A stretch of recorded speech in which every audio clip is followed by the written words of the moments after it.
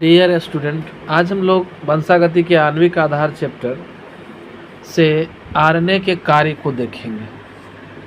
RNA के बारे में जानते हैं, इसे राइबोन्यूक्लिक एसिड कहा जाता है। जीवित जीवों में अनेक प्रकार से ये कार्य करता है। मुख्य कार्य इसका प्रोटीन संश्लेषण के रूप में जाना जाता है। आनुवांशिक जानकारी, स्थानांतरण, जीन अभिव्यक्ति क्या नियमन, ये सब कार्य इसके महत्वपूर्ण हैं। मुख्य प्रकार को अगर देखें तो आरएनए 3 प्रकार का होता है: संदेशवाहक आरएनए, एमआरएनए, स्थानांतरण आरएनए या घुलनशील RNA, soluble RNA, adapter molecule को हेटी आरएनए कहते हैं, राइबोसोमल आरएनए, आरआरएनए। एक एक के कार्यों को हम लोग देखते चलेंगे। जैसे कि आपका एमआरएनए है, यह डीएनए से क्या करता है, जानकारी को लेता है कोड के रूप में और इस जेनेटिक कोड को, आनुवांशिक कोड को राइबोसोम तक पहुंचाता है, जहां इसके अनुरूप प्रोटीन संश्लेषण का कार्य होता है। टीआरएनए दूसरा है आपका, ये एमिनो अम्ल को राइबोसोम तक लाने का काम करता है, स्थानांतरण आरएनए भी इसे कहते हैं, है ना।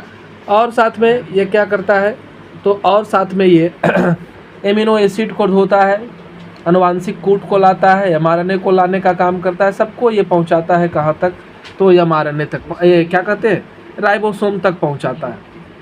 आरआरएनए राइबोसोम में मौजूद रहता है, ये प्रोटीन संश्लेषण के लिए आवश्यक है। अब अगली बारी है, आनुवांशिक जानकारी का स्थानांतरण करता है आरएनए।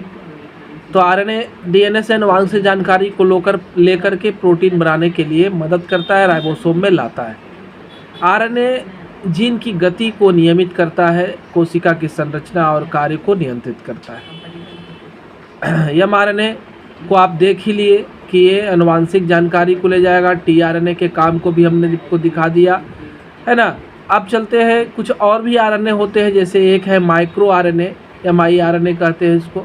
ये जीन की अभिव्यक्ति को विनियमित करने का काम करता है। एक है एसएनआरएनए, इसके द्वारा आरएनए का जो है प्रोसेसिंग होता है। एससीआरएनए, इसके द्वारा पॉलीपेप्टाइड चेन के प्रोसेसिंग होता है।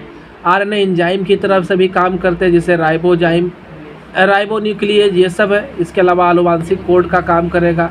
आरएनए एक प्राइमर की तरह है जो डीएनए के द्विगुणन के लिए भी जरूरी होता है। आरएनए प्रोटीन संश्लेषण के लिए जानकारी स्थानांतरण करने, जीन अभिव्यक्ति, विनियमन, ये सब में मुख्य भूमिका निभाता है।